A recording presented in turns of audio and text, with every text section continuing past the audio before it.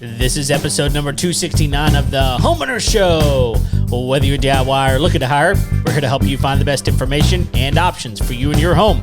My name is Kevin Hackett, and here with me is Craig Williams. Hello, and welcome to the Homeowner Show. We're so glad that you could join us for another live episode here in the studio. Welcome back, Kev. Yeah, already back from Thanksgiving. The Thanksgiving festivities. That's right, man. Your family's too big, man. Dude, did you see? I did. I saw the group picture, and I was like, that just gives me anxiety looking at it. Yeah, man, this was probably about the most that I think it's ever been there since I've been there. It's time to weed some people out, man. Yeah, well, here's the thing: like a lot of people weren't even there. A lot of people weren't even there. I know at least 6 people that are there every single year. That this was a weird year that they couldn't show up. That would have been 87. That would have been there, and all week that would have been 51. So dang. Yeah, it's a lot of people, man. That's a lot of turkey. There wasn't very much turkey. There's a lot of meat there, but it was not a lot of turkey. Oh man! So we spent a lot of time at the smoker. Okay. So I mean, to tease an upcoming couple of episodes, and I did this on social earlier this week. We got the Pit Boss competition series. Yes, we're going to be doing a review, and we got a special guest to come and actually do some cooking. That's gonna be fun on the thing. But I cooked 4 18-pound turkeys in that thing. Holy cow! Yeah, it was beautiful. It was a beautiful thing. Well, yeah. I mean, if you're gonna eat turkey, that's one of 2 ways to eat it. Okay. The other one's fried.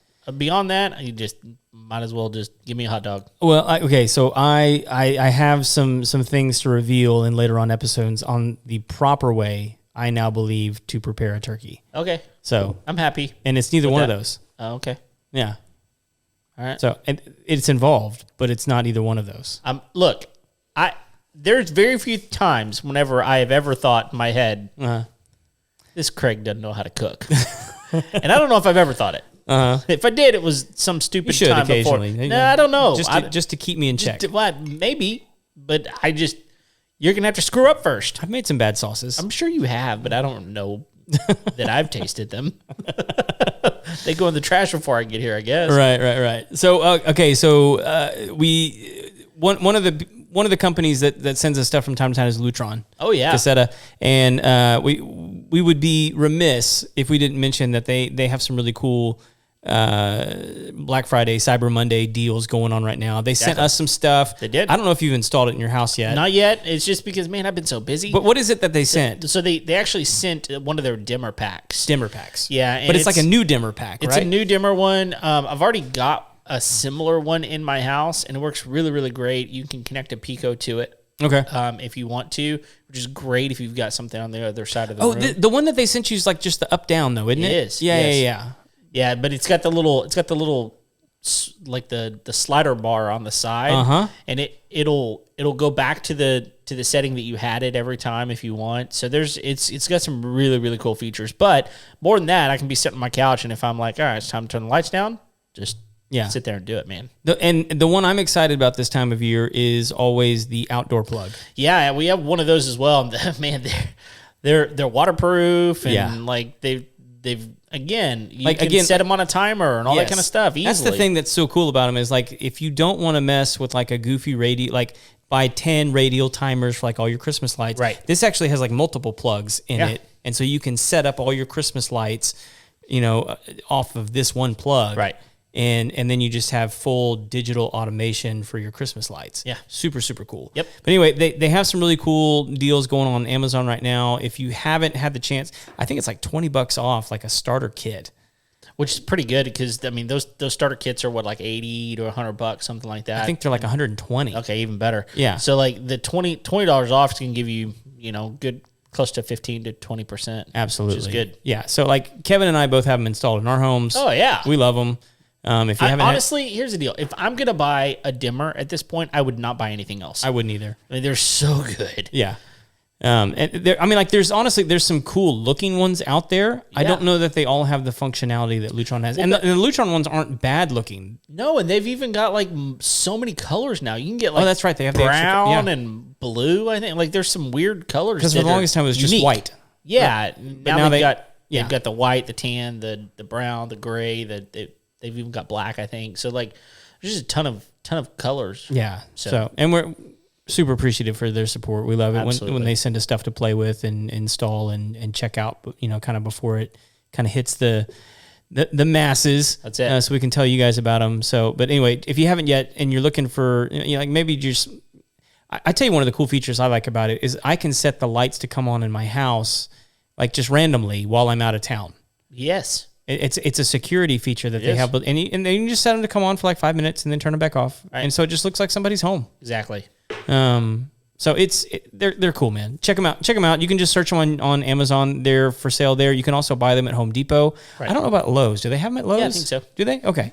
So I think they're pretty much in every like home improvement store around the country. If you haven't heard about them, you just haven't been looking for smart lights. Right. They kind of got a blue package. Yes. So yeah.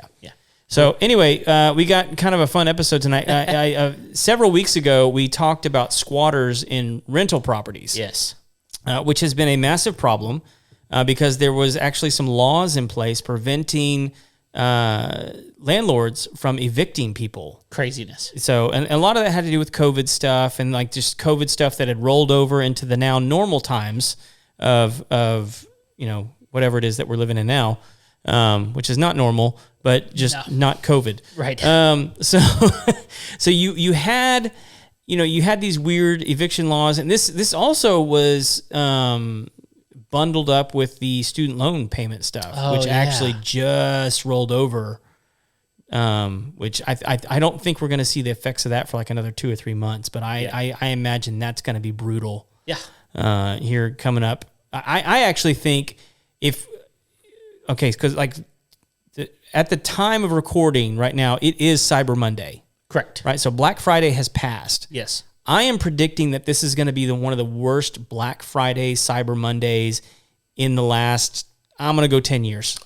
Because of how people did it so early and like for so much amount of time, because I think so many people are not confident in the economy right now. Yeah. And with student loans coming back on board. Yeah. And with interest rates being as high as they are and housing looking like housing market like just affects everybody's outlook on the economy in general. Yeah.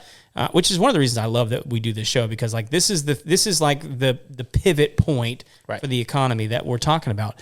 And I just think people's confidence in the housing market is just so low right now. It's going to affect people's confidence in spending on, like where they have in the past, just like, oh, well, little Johnny wants that. Well, let's get him 3 of them. Sure. It's like Johnny wants that. Can I make that for him? Right. Out of wood. Yeah. Yeah. So, or does he need it? Like, does he need it at all? But maybe this can be a character building year for Johnny. Did you see? I saw a video on Facebook yesterday of someone going around Target, and like, how they got like the little signs you slip the price like display into. I think I know what you're talking about. It's been a long time since I've been in like one. Sure. Like we wrote off Target about 4 or 5 months ago. Yeah, I understand. But anyway, I think I know what you're talking about. I just saw this on a video, but like, so it's like the little display signs. They put a little piece of paper in that shows, oh, this is $249 TV. Cyber Monday, Black Friday sale, whatever. This person was going around all over Target, pulling that piece of paper out, and right behind it, sale price, $249. Put it back, Black Friday price, $249. It was like, it's the same price. Like this is not a deal. Difference. Yeah. This is not a deal. Yeah. So like, and now here's what I think was happening. Legitimately speaking, I think what was happening is people were putting out Black Friday sales like beginning of November. Oh yeah. No. And so like these, but maybe they were couched early access to Black Friday sales. Yeah, exactly. Yeah, that's always been a marketing thing. Yeah. So it's like, no longer do you have to get up at 3:00 in the morning on the Friday after Thanksgiving to go stand in line at Target or Academy or wherever you're standing in line to get this deal. Right. Anyway. So anyway, I think it's going to be one of the lowest in years. Not because people aren't doing well. I think the perception is that everyone's not doing well. It doesn't feel right, and it doesn't feel right, Yeah. and so there's going to be less confidence in spending. Sure, I get that. And in general, like, I don't know about you, man, but like, I get the sense, and our family is this way right now. We're looking at ways to have less stuff. Oh yeah, Like, we just want, like, stuff is for us almost like anxiety producing. Like, as more stuff gets in the house, it's like, oh, we got to get rid of some stuff because this is getting too crowded. I can't see the walls. Like, and my wife and I will go on, and like, we've become rather proud of it, of like our ability to throw things away. Sure. That, if it's not sentimental and it's not connected to a person, like, it is on the chopping block. Yeah. For sure. Yeah. Especially if it hasn't been touched in like 2 or 3 months and it has like no utility. Right. Like, we're done. And we just want it out of our lives because like it doesn't bring us any joy. It's not providing anything for us. It's just a knick-knack paddywhack that's sitting around the house and I can't stand it. And neither can she. And so like, we're of the same mind on this. That's good. We love, like, 55-gallon trash bags are our favorite toy. I love it. So anyway, like, and I get the sense that there's a lot of people that feel that way. Yeah. They want less stuff in their lives. They want more experiences. Yeah. With each other or just going and doing stuff, whether that means trips or just things that you can do together as a family. Sure. And that means less things get purchased. And Well, it has to. Well, not only that, like, because of the way the economy has gone, like, even though price of gas has come down recently, we're still suffering the effects of that. Right. With our groceries are still ridiculously expensive. Yeah. So by the time you pay for the things that you have to have, I mean, this is not the little thing, oh, I'm just on Amazon, I'm going to buy this, that, or the other. These are the essentials that you have to have. Well, they're squeezing people's budget all over the place. So we literally have to be more careful about what we buy. Yeah. So I have a fun hack for everyone out there with a 4th grader. Oh, okay. Are you aware of this? I don't know. So we actually used this last year when our son was in 4th grade. Oh, yes, I do know this. So if you have a 4th grader, there's a program that you can sign up for where the 4th grader can get a pass to all of the national parks in the United States for free. Free. And not only does it like a pass for them, but it's a pass for them and their entire family. Yeah. And so like there was, I think it was back in October. Do you remember like when the government shutdown thing was like imminent? Yes. So it didn't end up happening. Right. But we were in Florida, and I'm not going to say which one because I don't want to get anybody in trouble. But we were heading to a national park. Okay. And it's one we've been to many times, and we're happy to pay to get in. And we pulled up to the gate, and the park ranger was like telling us how much it cost to get in. And he goes, unless you have a pass. And I said, funny you mention it, like the one that we had just expired from our 4th grader. And he goes, do you have the card? And I said, yeah, we still have the card. And I showed it to him, and he goes, government's probably shutting down tomorrow. Just go ahead. That's fantastic. I was like, sweet, got us one more. That's awesome. So anyway, it was really, really cool of him to let. I mean, like I think it was like $20 to get in or something like that. But it was, and we like what was cool about it is we were really only planning on being there for like an hour. Sure. Because we'd been there many, many times. We knew exactly what we wanted to see, and we were just there. But anyway, it was just funny because he was like, I'm probably not going to be here tomorrow. Just go. Oh, that's and I hadn't even thought about that, like being like that's one of the things that gets shut down is national parks, access to those. I hadn't thought about that either. But he was like, yeah, we're the first thing that's the first thing to go. It's parks. Wow. Which I think is how they squeeze politicians. Because all of a sudden families people who don't have any yards don't have places to go. Yeah, no, that makes sense. You wouldn't know if the Postal Service shut down or not. Right. Yeah, because Amazon's still going. Well, yeah, but the Postal Service doesn't work well anyway. Literally, my daughter shucks, my bills ain't coming. So my daughter's aunt sent her a birthday card for her birthday, and it showed up 23 days after she sent it, and it was going all of about 500 miles. 23 days. She could have sent it by pigeon. You could have walked. Just It's like literally faster. You could have walked. I would kidnap her walk dog fine. and made it back by then. Exactly. So stupid. Anyway. All right, so we got some fun stuff. We've do. done a squatter episode before, but this one's kind of unique. It is. And it's a thing now. I don't know if you know that. It's too much of a thing. It is too much of a thing. So it's Airbnb squatting. Yes. So I'm gonna let you read it because we're talking about a very particular person.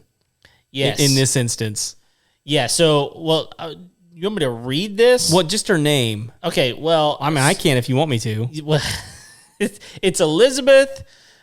And how do you say her last I say name? Hirschhorn. Hirschhorn. Yeah, I think it's HIR. So Hirschhorn.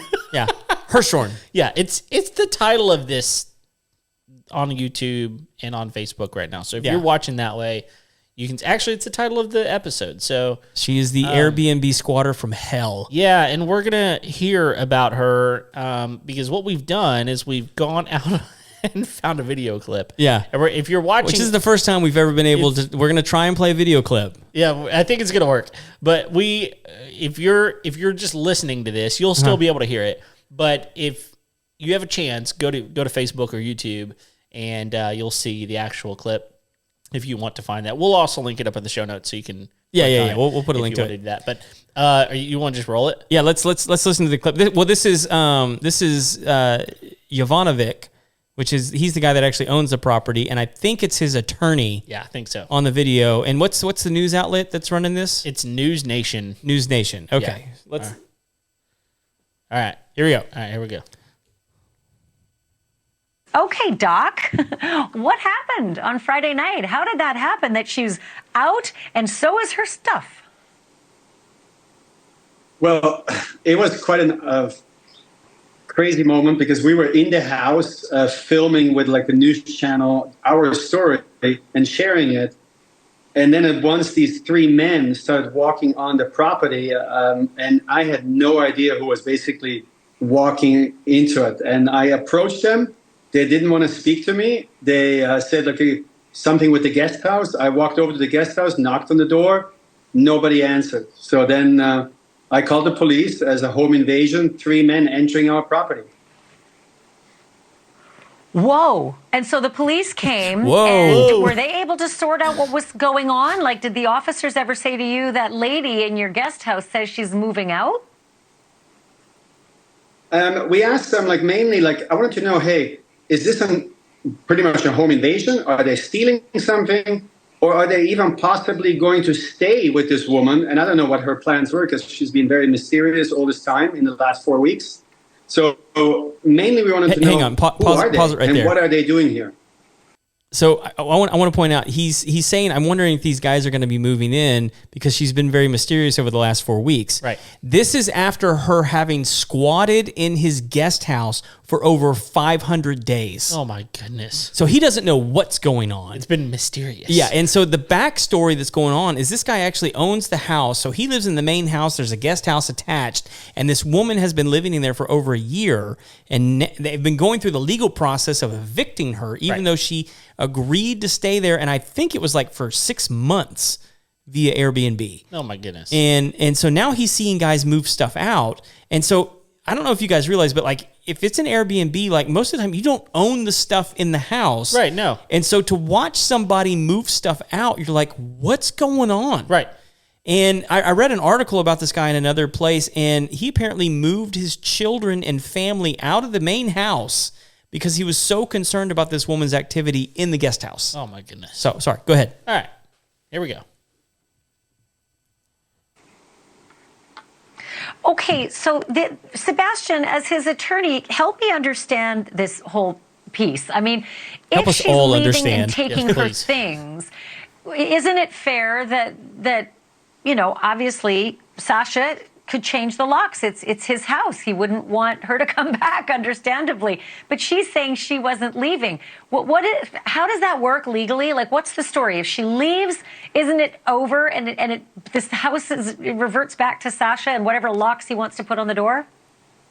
Yeah, that's our position. our position is that if she abandons it, I mean, remember, she was told by the city she can't be there. She was given a 3-day notice to leave. We're in the middle of litigation on this. And so my view was that she left. And so Sasha asked me, I happened to be there at the time. We knocked, she wasn't there. He said everything is gone. And so my position was she was abandoned. Until the next day when I wrote her attorney, said, hey, I don't know why you're filing stuff because your client left. And then I get an email back said, well, you jumped the gun. And I'm thinking like, no. So I responded back and said, no, it's on you. If you want to get back, you go to court. So, Sasha, when you got to go inside finally, what condition did she leave your beautiful guest house in? Objection leading. I mean, the condition was like, it was really, really, if you remember, there was like a repair which had to happen like more than a year and a half ago, like let's say a year plus. That got really worse. There was a lot of flies in the guest house. Oh, I had to open up the sliding doors right away. There was smell. It was dirty. And it was kind of something that my first reaction was everything has to go or be given to charity. So I imagine it's going to be a bit of a renovation. It either needs to go in the trash or go to charity. That's not charity, my friend. No. So I feel for you, but like that is not, no, it just needs to go in the trash. Right. No charity wants that stuff. Right? It's like, hey, look at this crap that I don't want. Don't give it to charity. Yeah. And okay, so real quick, and not to be on the side of the person squatting in the guest house, but there are innkeeper laws in place that actually prevent people who own the property, people who are renting the property from doing certain things to tenants in order to get them to leave. Sure. So you, like for instance, you can't shut off utilities. Right. You can't change the locks. Right. You can't put their stuff on the street. Okay. And it's not even lawful to like intimidate them, to threaten them, detain them, all this kind of stuff. You can't do any of that kind of stuff. Right. Which makes sense. I mean, I do understand that because like anybody at that point can go in and be like, oh, I found someone who'll pay more. And so, that's not okay. Right. And so like there are things in place to keep them from doing those kinds of things. Sure. But if you heard him, he said there was a repair that needed to happen about a year ago. Yeah. Clearly he didn't do that. No, and which it got was worse. Which was probably how the other attorney was able to keep his tenant in the guest house. Because if you don't provide, I've actually come across this in our business where we have landlords that come to us and say like, listen, I need you to come in and do this so I can evict this person. Because I need to be able to show that I did my due diligence to provide them all of the things that's required of me in order for them to have a proper living space. So then if he didn't go in and do the repair, they can be like, look, he's not actually keeping this place up. Exactly. So I can stay here because, which it seems counterintuitive, but it works. I understand it, but like there's clearly people who are willing to take advantage of the situation. Sure. Which is this person. Absolutely. Sorry, go ahead. All right. So I imagine it's going to be a bit of a renovation, some cost there, and I don't suppose there's really a damage deposit, issue here. Real quickly, Sasha, she found apparently a fully furnished apartment, according to the Daily Mail. It's at an extended stay hotel, $3,600. Who took her do you have in? any advice for that hotel? $600. Well, first of all, I cannot believe that a person like this can actually rent something. So maybe she co-signed with somebody, but how do you even rent something like in a story that's been so covered, so big? But it happened. And I just have to tell them, like, honestly, do your background check. This lady is up for no good. She will do this again because she's done it for 21 years. And, she needs to be stopped. 21 years. That's ridiculous. Sasha and Sebastian, watch your six and call us and let us know. I get all wigged out by the whole notion that she's saying I'll be back, but let us know what happens next. It's like a soap opera, but I sure appreciate you giving us the info. Thanks, guys. Oh, man. So, I mean, here's the thing is like clearly there's a lot of people who are in the Airbnb space, who are in the short-term rental space, who are just looking for people to fill the next slot. Yeah, I mean, it's just it's day to day, maybe week to week. Right. And I say that because I'm on this site, which I think it's shorter message, but it's not spelled right. Anyway, we can link it up. It's a 10 ways to prevent Airbnb squatters. Ugh. It's an article. So like clearly this is like become a thing where people are getting into these Airbnbs and not leaving. But like their list is so dumb except for one. Okay. So I'm just going to go through the top 10. I want to hear your feedback. Okay. And number one, just right off the bat, screen your guests carefully. Well, I mean, there's really kind of only so much you can do with that because on these Airbnb sites, I mean, you get their name, their phone number. You can't screen them. No, I mean, unless you're, what are you going to, like, Facebook stalk them? No, the only way, yeah, right. The only way you can really do that is if you get like a driver's license number from them, and I don't think you're providing that. No, you're not. In your Airbnb stuff. So, I mean, you can like do most like of the a information soft check. Goes to Airbnb. I don't know what the landlord receives. Yeah, but even then, or like, the host. The host is what they call them. Well, you're going to only get the information that's provided. I mean, and no, I guess you could go through and do like a name search. Uh-huh. Well, I mean, what it does say in the article is like look for the ones with good reviews. Okay. I mean, yeah. I mean, I guess you can because the seller or the both parties get reviews on Airbnb and VRBO and like what is there any other one that's like a really big one? Airbnb, VRBO. Not really in the. I'm sure there are other ones, but I don't know what they're called. Not in the like physical hotel. Yeah. Like if you're out there, maybe reach out to us. We can help you become more popular. So number 2, limit stays to short term, so less than 30 days. Okay, well, I mean, I can see that being a thing, but listen, if someone wants to rent my place for 60 days, like I'm kind of okay with that. Yeah, that's a lot of money. That is a lot of money. I mean, a lot of. It's assured money. Sure money. Yeah. Exactly. Charge extra for late checkouts. Well, I think that everybody should probably do that. So yeah. And there's been situations where I've been saying, I wouldn't mind paying a little bit extra for a late checkout. Absolutely. Don't mind it. Yep. So, but like still, I don't think it's going to prevent squatters. No. Like if I charge you extra for leaving late and you're not going to leave anyway. I'm not going to pay it anyway. So why? Yeah. Doesn't matter.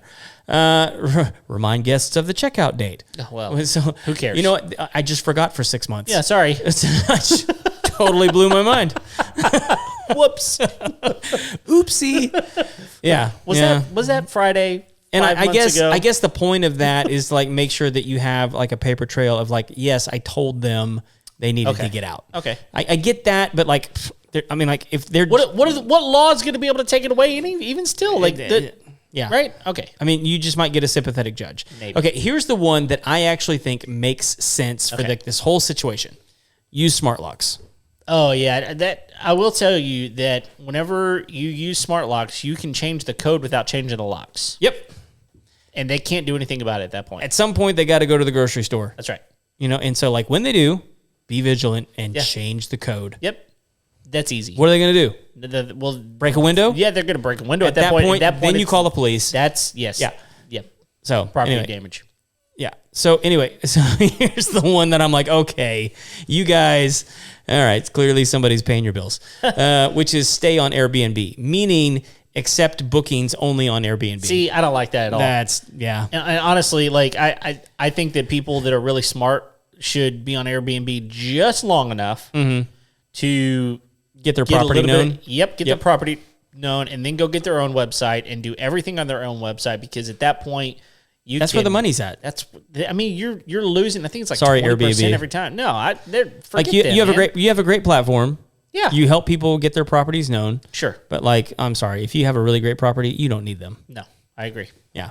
So, number 7, make a distinction between guest and tenant. Which I think that is important. Yeah, probably. But like, why wouldn't you make that distinction on Airbnb anyway? That should be easy. That should already be in place. Agreed. I don't know, like, is Airbnb allowing you to make a difference between the two? I don't know. I've never tried. Yeah. And really all it says, don't allow guests, here's what it says, which, I mean, if you're doing this, I'm sorry, you've dug your own grave. Because when it says make a distinction between guests and tenants, don't allow guests to receive mail and packages at your property with their name. They can use that to claim they're a tenant. Oh, see, now I really think that that's huge because here's the thing. Because there's a lot of ways to like get groceries delivered, to get lots of stuff delivered, but like just tell them like maybe in the packet that you give them whenever they come, the nearest Amazon locker is here, right? Like they have zero control over that. No, they don't. I guarantee you, like if I put it, I've done this many times where like I just put the address into my Amazon account and say deliver it here. Right. Like I don't have to ask permission for that. Amazon just does it. Sure. So if that is how this is working, you know, Amazon ought to gird its loins. Oh, because I can guarantee you there is going to be a host or a landlord that is going to sue them for allowing somebody to, without permission, have a package delivered there that was then used to justify their position as a tenant. I bet you Amazon is smart enough to have already got some sort of clause in somewhere, something that whenever if it hasn't you come ordered. Up, I don't know, because like this hasn't really come up until recently. Like, well, clearly this woman's been doing it for like the last 20 years, but like she's been doing it as like a renter, as an apartment renter, as a home renter, and now she's just kind of figured out, oh, there's loopholes in AirBNB that are beneficial to me. I'm going to take advantage of it. Sure. So I don't know that it's actually come up with Amazon. Well, but I mean, maybe we're just the geniuses that's what are allowing them to like get this in the forefront and say like, hey, maybe you guys ought to take a peek at this and stop letting people put in unverified addresses. Yeah, it's going to be tough. I mean, because right now you can have stuff delivered to hotels, anywhere. You know, it's like, and what hotel is going to be like, you can't deliver here because you have to deliver here. But like, why wouldn't Amazon do that? I mean, you want to buy it? We'll deliver it wherever you want it. Yeah, well, of course. But the process of getting a verified address, that's almost impossible. Right. Ridiculous. Yeah. All right. Number 8, don't offer dirt cheap rates. Well, I mean, okay. Okay, yeah, that's your fault. I agree. Also, it's like your property, but do what you want. Yeah. But like, I don't know why like dirt cheap. Like if I'm someone who's audacious enough to squat in an Airbnb property, I'm going to pick the most expensive one I can. Well, yeah, exactly. And then say, make me the 12 room. Yeah. Cause like she's not going to jail. No. I mean, what, like, the worst that can happen is the Daily Mail picks you up and runs your name as a headline. Yeah, who cares? And then like what the guy just said, like she just moved into another place, right? Just fine, easily. So like, what's the downside for her? There's nothing. Pick the most expensive one. Yep. If I'm a criminal, I'm not a criminal. Number 9, check your insurance. So let's see what it says here. It says, see if your insurer covers legal fees in case you get a squatter problem and you need to take legal action. Proper insurance will not only cover legal fees, but also loss of business income, eviction expenses, including court costs and sheriff fees, and property damages in the event of a squatter issue. Okay, well, first of all, I would say that is the number one best. Yeah. Because at that point, if you're losing fees, that's every single day it would have been worth this, right? For 575 days, that's probably what I would go do. And then the second one, smart locks. Yeah. Both I'd say those two. You need like a 2 list. Yeah. Exactly. And just be done. 10. Yeah. You don't need those others. Well, number 10 is hire a property management company. What are they going to do? Yeah.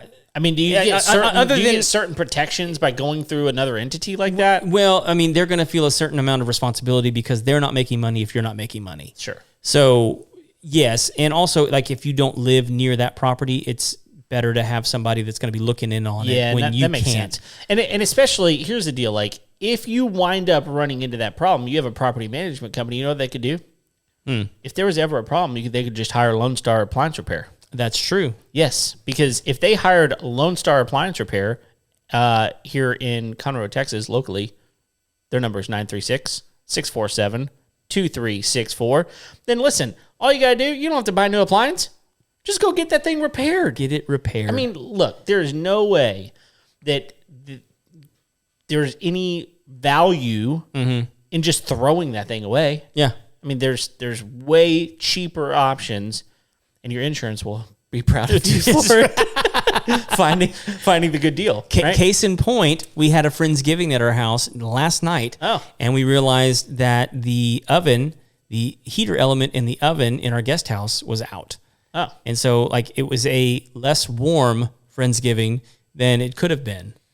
And so immediately what I said, I've got to reach out to Lone Star Appliance Repair and see if they can get the heater element for the stove, because it's a little bit older.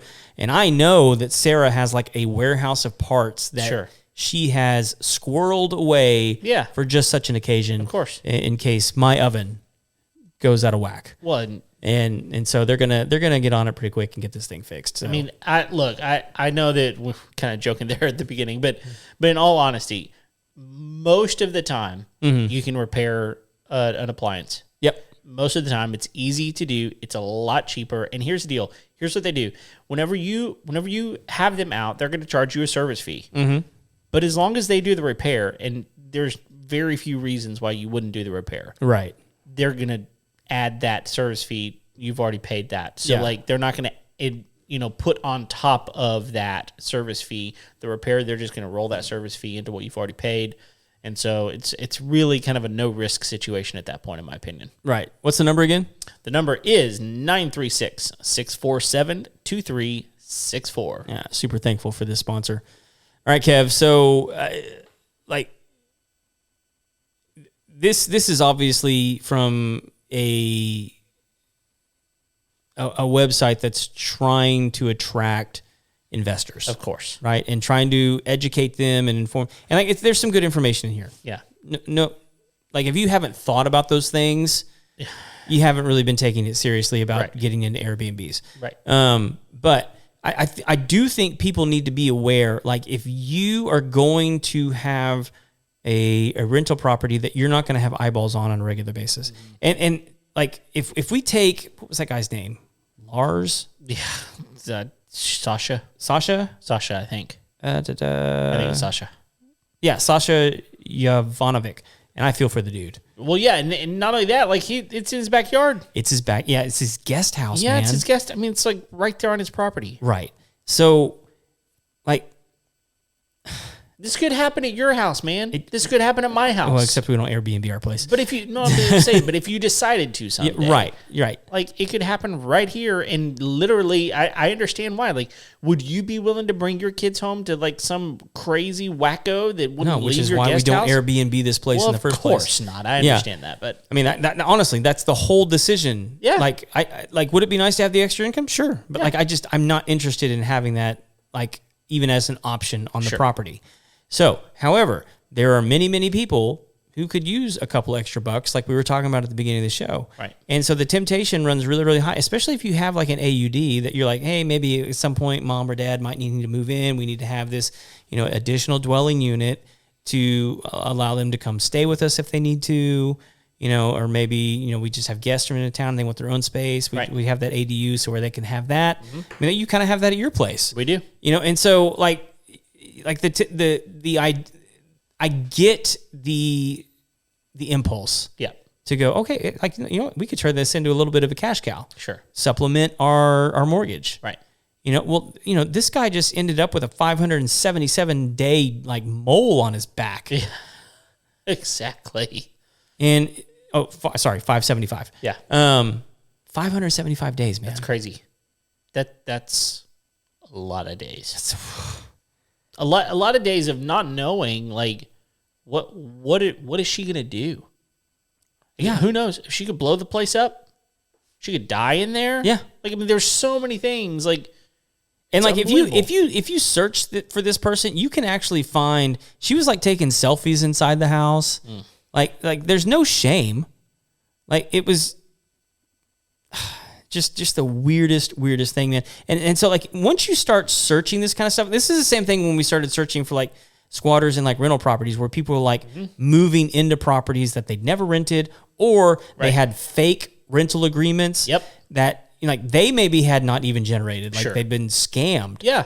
And and like that's the thing is like you have to like sort of suss it all out and figure out what's going on, which is why some of these laws are in place, is to keep people from getting taken advantage of on both sides. Sure. But it does really feel like many of these laws are skewed towards the tenant or the guest. Yeah, which, and again, I'm not trying to say that it should be completely different, but I do, if I were a renter, I would want a little bit of protection knowing that, look, I'm a good person. Right. And And some sleazebag who is renting me this place can't come in and just kick me out of the place that I've chosen to live because, oh, by the way, I don't know if you've looked at places to rent recently. They're crazy expensive. Oh, yeah. And they're not in good parts of town a lot of times. Well, and like they're just as expensive as what most people are paying for their homes. Right. No, more. They're more. Like I know lots of people that pay more because they got to cover the mortgage cost, right? Right. So if they could, if they either chose to or could afford to get a mortgage for whatever reason, they can't get a mortgage. Maybe their credit score, maybe past financial problems, who knows, or they just don't want the headache of owning a home, then renting a house is a great option, but you're gonna typically pay more than what the mortgage would cost. Yeah. And so going out and finding and apartments aren't any better, right? So like it's just one of these deals where I would want to at least have some sort of protection with me and my family, knowing that this renter, I mean the person who's renting this to me, cannot just come in and like kick me out. Yeah. I there's got to be some protection there. The problem becomes, and this is where I think the law probably needs to change somehow, is when it is clear and evident that this person is taking advantage of the person renting. Yeah. Then there needs to be something in place that goes, no. You don't get to be, freeloading off this deal. You know what I think could actually change this is when all of these people who own these properties start making claims with their insurance companies. So either one of two things is going to happen. Either the insurance companies who are writing these policies are going to start lobbying and saying like, hey, we need to change the laws because we're having to pay out too much for all these squatters. And they have quite a bit of pull typically. Some of these big ones. Yeah. I mean, insurance companies have a lot of money. Yes, they do. A lot of sway. Yep. So they could, if a lot of these guys start making claims and these claims start having to get paid, so either they're going to lobby to change the laws or they're going to drop people who have these policies. Yeah. And people who have these properties that are uninsured are going to get dropped by Airbnb and VRBO because they're uninsured. That's right. And so I think that's one of the two things that could actually change this. Now, I think if the second one happens, it's going to be a mess. Yeah, because I do think that Airbnb and VRBO are probably big enough to go fight some of these laws themselves. They are, but they're not going to have the same amount of power. No, they need to team up with the insurance companies. They absolutely, they need to be having the conversations like, look, you're going to be able to do more business, and I'm going to be able to do more business if we can effect a change in these laws in order to benefit the property owners a little bit. Sure. Is that going to be the same for renters? Not the Airbnb stuff, but for renters, is that real estate people that would have to wind up having those, and property management companies and insurance companies all kind of teaming coalescing up together and going.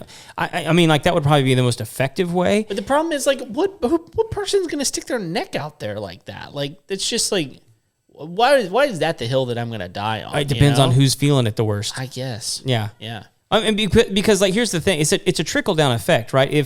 If insurance companies stop dropping policies, which that is, they have the right to do that. They don't have to insure anyone. No. Right? So if they start dropping properties, all of a sudden Airbnb is going to feel it in the shorts too, because people are going to stop listing their properties because they're uninsured and they don't feel confident in having guests stay on their property. Exactly. And so like it's just going to trickle down more and more and more and more. And what'll end up happening is short-term rentals are going to slowly go away, and it's just going to go back to the way it was, where it's just long-term rentals, and vacation rentals, right? And people having condos that are managed by property management companies that only deal with people that call that condo complex, right? That's the way it used to be. It is, and so like we're kind of seeing. Some of these innkeeper laws were in place long before this kind of stuff, right. But they're applying innkeeper laws to short-term rentals that were never intended to be applied to this style of business. Right.